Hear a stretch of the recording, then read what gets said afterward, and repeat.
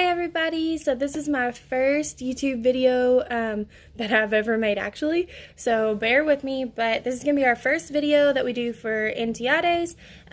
Just a little bit about this. I'll get on here and give you some updates on NTI, and then I'll also be posting some videos like Jack Hartman videos. They're linked to our channel. They're fluency videos. They're really good with counting and working with our letters and sounds. Some of them are getting up and moving, and our kids really seem to enjoy those. So I'll put those on our channel for you to use. But let's start talking about NTI. So the first thing you should have gotten on Friday was a packet in your kid's backpack. And this packet had a lot of information in it, so I'm going to help you try to guide through that. The first thing you should look at is the student work packet.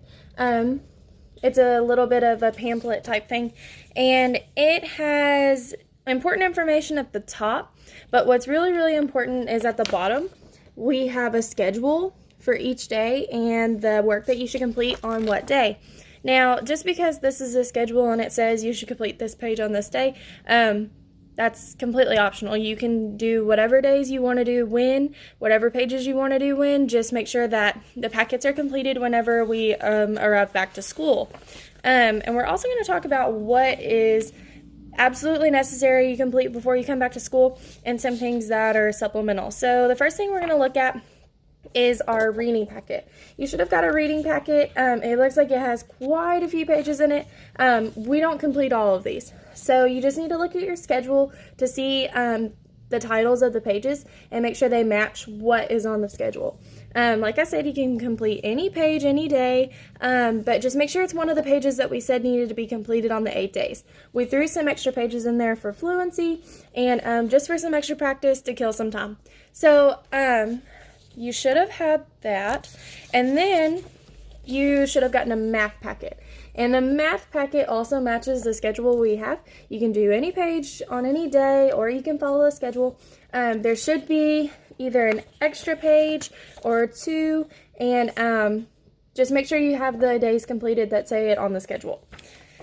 Then we're going to talk about the things that are supplemental. So we have a Google Classroom that some of you have been looking at already. We've been talking about that today. On Google Classroom, we're going to put some different links to some supplemental things. Those are completely optional. You don't have to do those just to kill some time or to make sure your kid has some extra practice. So the first link on our Google Classroom is called Heggerty. And what Heggerty is a phonics program that we use, and they're giving us a few free weeks. So you're getting the teacher guide on the link that I posted on Google Classroom, and it gives you directions on what to do, and you work with your kid on phonics. This should take 10 minutes. It's not a long lesson. It's super easy. It's self-guided, so it should be able to be easy to maneuver. But if you have any questions about that, just let me know, and I can help you through that. The next thing that's completely supplemental and optional are sight words. So we sent home sight words. We sent 2 exact copies of the same sight words because one can be used for flashcards and the other can be used for a different type of game you want to play.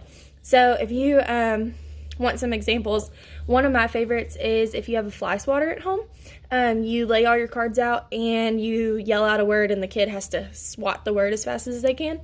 That's been really fun that we like to do in our classroom, but we use wands instead of fly swatters. The next thing that was supplemental was our decodable reader. The mop is a dog. It says read that each night. Now, if your kid is fluently reading this by night 3, you don't need to read it every night. Just use that to judge what you think your kid needs to do. I also wanted to tell you my office hours for this next 2 weeks. So starting Wednesday, starting Wednesday, I will be available from 9 a.m. to 2 p.m. every day. And then I'll also have a nighttime hour, which is going to be 5 to 6. So if you're working during the day and your kid's not getting their work done during the day and you have questions at night, I'll be available from 5 to 6 every day starting Wednesday. And if you have any questions, you can dojo me, you can email me, you can comment on Google Classroom, but the fastest way to get a response would be dojo because that directly notifies me on my phone. I don't think I have anything else for right now. If you have any questions, just let me know. I'll be on my phone tonight until about 6 o'clock with Dojo, and then I'll also be on all day tomorrow from 9 to 2. I won't be doing my nighttime hour tomorrow, but we will start that on Wednesday. So you can go ahead and start your work now. I'm sure some of you have, but it doesn't technically start till Wednesday. If you have any questions, just let me know. Thank you.